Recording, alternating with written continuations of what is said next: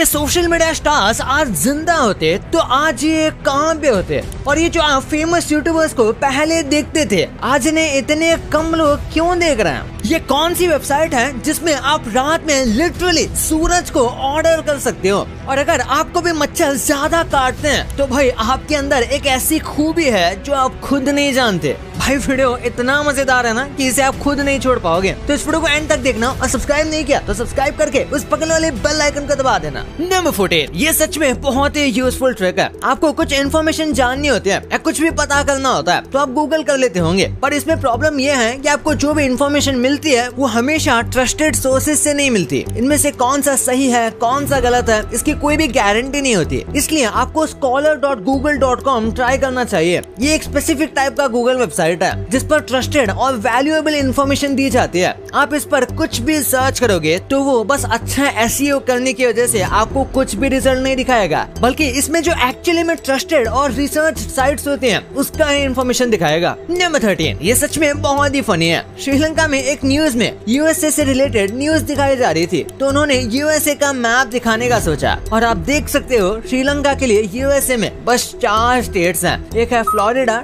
Texas, New York और एक California, यानी कि बाकी के 40 से भी ज्यादा स्टेट्स इन्होंने दिखाए ही नहीं। वाह भाई। नंबर 12, क्या आपको पता है जो कबूतर होते हैं उनकी हड्डियां उनके पंख से भी ज्यादा हल्के होते हैं। ऑलमोस्ट सारे नॉर्मल बर्ड्स के साथ ऐसा ही होता है कि उनकी हड्डियां उनके पंख से ज्यादा हल्की होती है ताकि उन्हें उड़ने में आसानी हो सके। इनकी जो हड्डियां होती हैं ये खोखली होती हैं, और कई बार तो इनमें होल भी होता है ताकि वो वेट को कम कर सके, और इसी वजह से इनकी हड्डी भी वीक होती हैं। पर वो बात अलग है कि उन्हें इतना ज्यादा हैवी काम नहीं करना होता। नंबर 11, ये सच में कमाल का है। आप रात में भी सूरज को ऑर्डर कर सकते हो। ये है न्यू स्टार्टअप आइडिया जो बहुत क्रेजी है। ये देखो, ये है इनका डेमो वीडियो जिसमें इन्होंने रात को सन ऑर्डर कर लिया, यानी कि अंधेरे में भी रोशनी, वो भी सीधा स्पेस से। दरअसल इनका आइडिया ये है कि स्पेस में बहुत सारे मिरर्स लगाएंगे और ऑर्डर करने पर ये सन की लाइट उस मिरर को रिफ्लेक्ट करेगी। वैसे तो ये इनिशियली सोलर पैनल्स के लिए सोचा गया था और इमरजेंसी सिचुएशन के लिए, पर इसे मे भी कोई भी ऑर्डर कर सकता है। वैसे ये डेमो वीडियो तो फेक है जो कि शायद बलून और लाइट से बनाया गया है, बट फिर भी आपको ये आइडिया कैसा लगा कमेंट में जरूर बताना। नंबर 9, आपने देखा होगा मोस्टली जो आयरन करने की मशीन होती है उसके टिप पर छोटा सा कैप होता है। ऑलमोस्ट सारी मशीन में ये होता है, और लोगों को लगता है कि शायद ये प्लास्टिक को मेल्ट होने से बचाने के लिए होता होगा, पर ऐसा नहीं है। इसका एक स्पेसिफिक काम है। आपने देखा होगा टी शर्ट और कॉलर्स जो हैं उनको नॉर्मली आयरन करना काफी मुश्किल होता है, और कॉलर्स जो हैं उनको नॉर्मली करना काफी मुश्किल है, और इसी वजह से इस गैप को बनाया जाता है। आप इस वीडियो में देख सकते हो कि किस तरीके से आप आयरन के गैप के बीच में टी शर्ट के कॉलर्स को फंसाकर उसे अच्छे से आयरन कर सकते हो। यही इसका स्पेसिफिक काम है। नंबर 8, आपको ब्लड टाइप के बारे में पता होगा।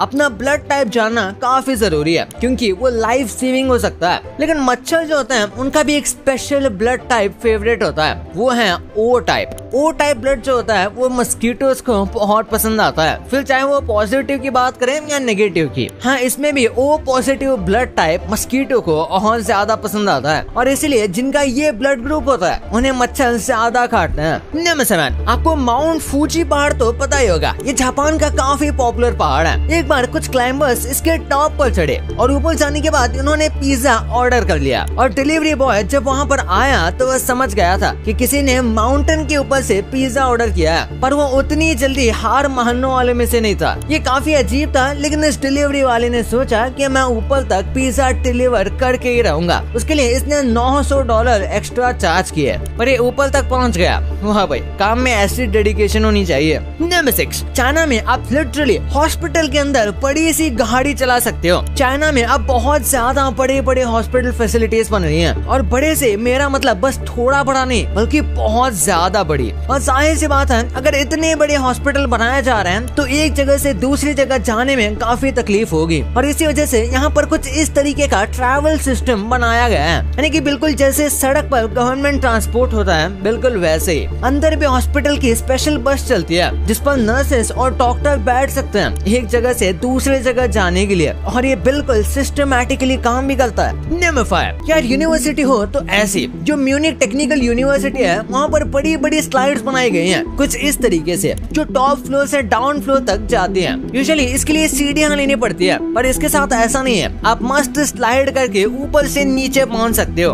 और देखा जाए तो ये काफी ज्यादा फास्ट भी है, और ऐसे बच्चों का काफी टाइम भी बचता है एक क्लास से दूसरे क्लास में जाने के लिए। ऑब्वियसली बच्चों को ये सिखाया जाता है कि कैसे इसको सेफली यूज करना चाहिए। पर यार ये बहुत ज्यादा फन लग रहा है, सच बताऊं तो बस इस स्लाइड के लिए इस यूनिवर्सिटी में एडमिशन लेने का मन कर जाएगा। नंबर 4, नाइकी जब शुरुआत हुई थी तो उसका नाम काफी अजीब था। उसका नाम इन्होंने रखा था ब्लू रिबन स्पोर्ट्स, और उस टाइम पर वो अपने टाइगर शूज के लिए फेमस थे। उसके बाद 1971 में आके इन्होंने अपना नाम चेंज करके नाइकी कर दिया। और आप सोच रहे होंगे कि नाइकी क्या है, तो ग्रीक माइथोलॉजी में एक भगवान है जिनका नाम है नाइकी, और ये द गॉडेस ऑफ विक्ट्री है, यानी कि जीतने की देवी। और इसी वजह से नाइकी ने इसे अपने ही नाम पर यूज करने का सोचा, क्योंकि नाइकी स्पोर्ट्स विनिंग और फ्रेंडली कंपटीशन को रिप्रेजेंट करता है, और इनका जो लोगो है वो भी यही आइडिया देता है कि तुम्हें स्पोर्ट्स जीतना है, जस्ट डू इट। नंबर 3, ये कोई फैक्ट नहीं बल्कि थोड़ा फनी मीम लगा मुझे, इसलिए मैं आपके साथ ये शेयर कर रहा हूँ। बाहर की कंट्री में एक टाइप का लाइसेंस होता है जो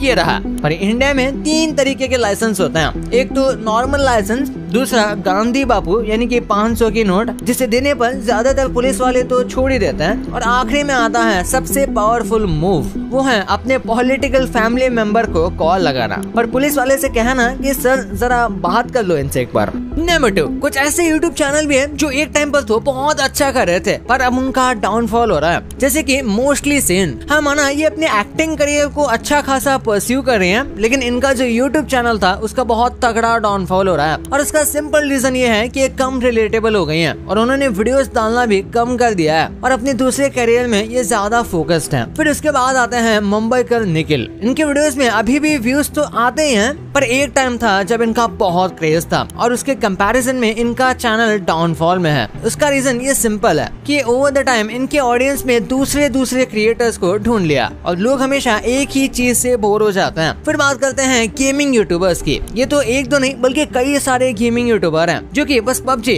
या फिर फ्री फायर स्ट्रीम किया करते थे, और उनको बहुत व्यूज आते थे, पर वो एकदम डाउनफॉल में चल रहे हैं। ऐसे बहुत सारे यूट्यूबर्स हैं जैसे टोटल गेमिंग, एस गेमिंग, मॉर्टल और कई सारे। फिर बात करते हैं द रॉनी शो की। वैसे इनका जो चैनल रॉनी गेम है वो अभी भी अच्छा खासा चल रहा है, पर इनका जो सबसे मेन चैनल था द रॉनी शो, उसका काफी डाउनफॉल हो रहा है, क्योंकि इन्होंने इस पर वीडियो बनाना बहुत कम कर दिया था, और आज भी आप देखोगे तो ये काफी कम वीडियोस बनाते हैं, जैसे कि ये इस चैनल के बारे में भूल ही गए हो, और वैसे ये चैनल नीचे चला गया। फिर बात करते हैं टेक्निकल गुरुजी की। मार्केट में बहुत सारे क्रिएटर्स आने की वजह से लोग अलग अलग क्रिएटर्स को देखने लगे, और टेक्निकल गुरुजी का डाउनफॉल हो गया। नंबर 1, कई ऐसे सोशल मीडिया स्टार्स हैं जो कि अपने फेम के एकदम पीक पर थे और काफी ज्यादा फेमस थे, और तभी वो इस दुनिया को छोड़कर चले गए, पर अगर वो आज जिंदा होते तो कितने ज्यादा फेमस होते। सबसे पहले बात करते हैं तानिश जहन की। वैसे तो अब इनका इंस्टा अकाउंट अवेलेबल नहीं है, पर इनका जब एक्सीडेंट हुआ था तभी ये काफी ज्यादा फेमस थे, और अभी इनके यूट्यूब पर 6 मिलियन सब्सक्राइबर हैं, और लोग अभी भी इन्हें काफी सपोर्ट करते हैं। अभी इनका चैनल इनके भाई संभालते हैं। अगर दानिश जिंदा होते तो ये और भी ज्यादा पॉपुलर होते, और कई सारे और भी रियलिटी शोज में काम कर चुके होते, क्योंकि उनके कई सारे कॉन्ट्रैक्ट चल रहे थे, और उनके यूट्यूब पर ऑलमोस्ट 10 मिलियन सब्सक्राइबर्स तो हो ही गए होते।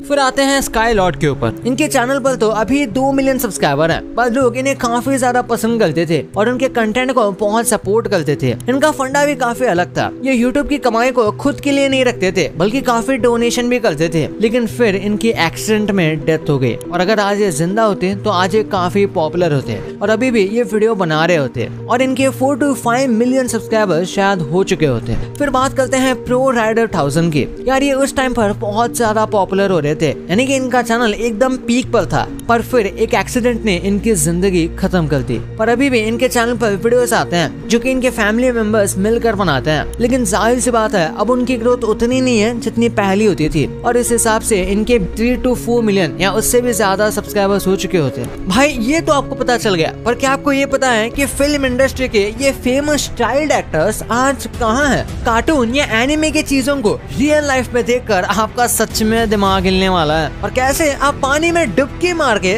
10 साल टाइम में पीछे जा सकते हो। लेकिन वो कैसे, इस वीडियो में सब पता चलेगा। तो इस वीडियो को अभी जाके देखो यार, बहुत मजेदार है। और अभी तक चैनल को सब्सक्राइब नहीं किया तो सब्सक्राइब करके उस बगल वाले बेल आइकन को दबाना मत भूलना। तो मिलते हैं अगले वीडियो में, तब तक के लिए बाय।